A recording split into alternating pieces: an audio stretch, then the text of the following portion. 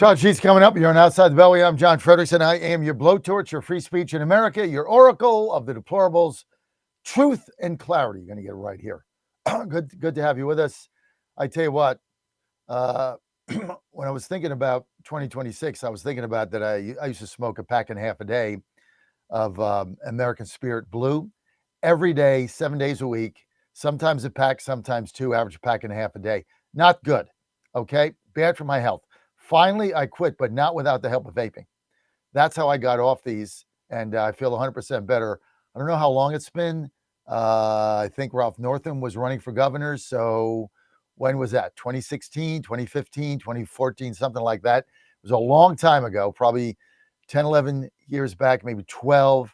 But without vaping, I would have been able to do this. Now, President Trump made a promise to save the flavored vaping industry, and the stakes could not be higher for small businesses across the country. Look, vapors vote, and they made up a big piece of President Trump's coalition in 2024. And we just asked the president to protect the vaping industry, protect our choice, right? The lobbyists by Big Tobacco, by the Cancer Stick bunch is beyond the pale. They pull up to Congress. They got $20,000 Armani suits on, $30,000 Rolex watches. They pull up in limos. That's what the Cancer Stick lobby is. Vapes are just little guys that own little stores, storefronts, trying to make a living, but they provide, a great service to many people that don't want to smoke. And this is the alternative for people like me. And there's lots of vapors out there. So President Trump made good on your word, protect the vaping industry. This is a message paid for by the Vapor Technology Association. Joining me now, Todd Sheets. Todd, Merry Christmas, Happy New Year to you and your family. Same to you. Glad to be back with you again. I want you to tell us about the implications of oil in Venezuela. Now, we've had a lot of talk about it. A lot of Republicans are afraid to say the O word because they want to talk about, well, he's brought to justice. He was a criminal. You know, look, the reason we're there is to get their oil. Let's just stop the nonsense, right? That's one of the many reasons we did this. Not the only one. Yeah. Drugs, obviously, but one of the many. Here's my question. How does us getting back in there and taking control of the oil refineries that our companies invested in and then got tossed out when they nationalized it, how does that get back to U.S. and how does that bring our oil prices down? Todd, can you walk us through that scenario, please? Yeah, sure. And I think it's also important to point out that, as you just mentioned, this is one part of a much bigger multi-pronged strategy that has the potential to have incredibly positive benefits, not just for the United States, but for all of the Americas. If you think about how disastrous the move to communism, collectivism, and socialism has been throughout Latin America, how many people have been trapped in poverty, how many millions and millions of people have been forced to flee their homeland in order to try and find a better life at great risk to themselves and sometimes to the countries that they've moved to, depending on who the people were. You know, it's hard to imagine something that has more upside than all of this working out. And with respect to the oil, I mean, this is the major economic resource of Venezuela. And as you just touched on, you know, when they came in and nationalized these resources, you know, the oil production and efficiency, you know, dropped dramatically. What oil they could produce was largely being sold to our adversaries in China, Russia, and other places, not Russia so much, but China especially, you know, other places around the world. And so, you know, in terms of having us come back in, help them develop and achieve the potential of this major part of their economy, which we can be reimbursed for. It can help pay for the costs that we're incurring in going in to try and restabilize and put this country and economy back on a growth measure. And then so that the excess benefits from those reserves flow to the people of Venezuela instead of to the collectivist, socialist, communist political and military leaders. This is an enormous win-win-win kind of situation. And while all of that happens, as we were just talking about, it also gets China out of the picture and puts pressure on China.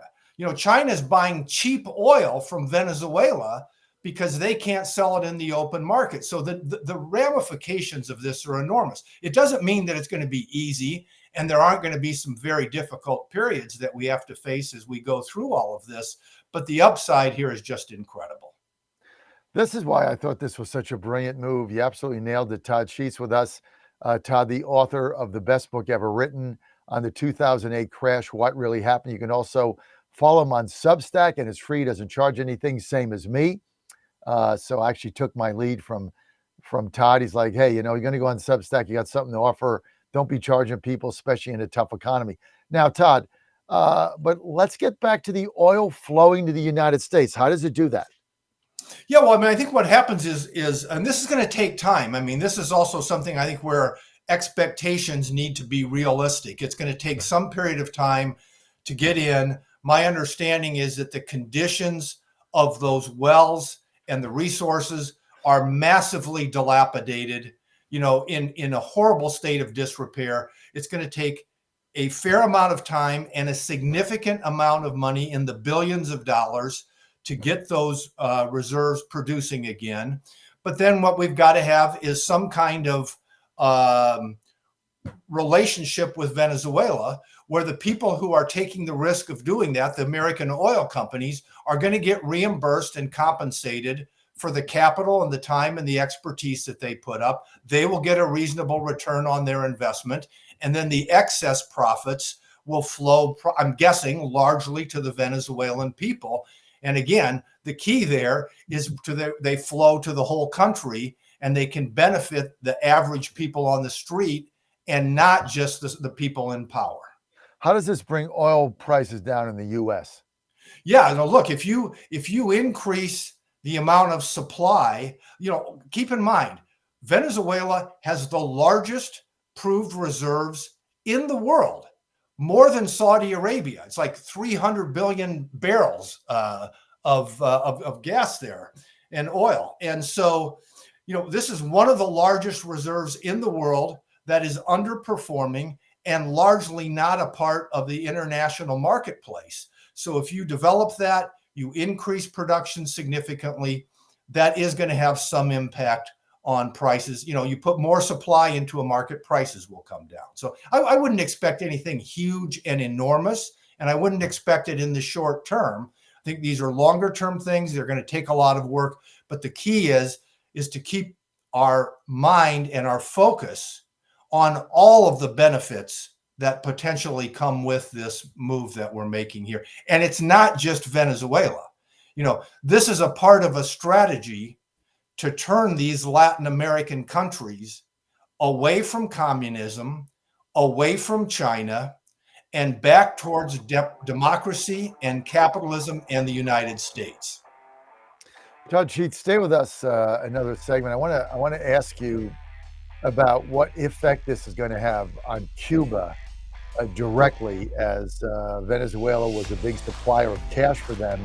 Their economy right now tottering on the brink of calamity, and what reverberations this is going to have. Todd Sheets, when I get back on Cuba, keep it right here on Outside the Beltway and the John Fredericks Media Network.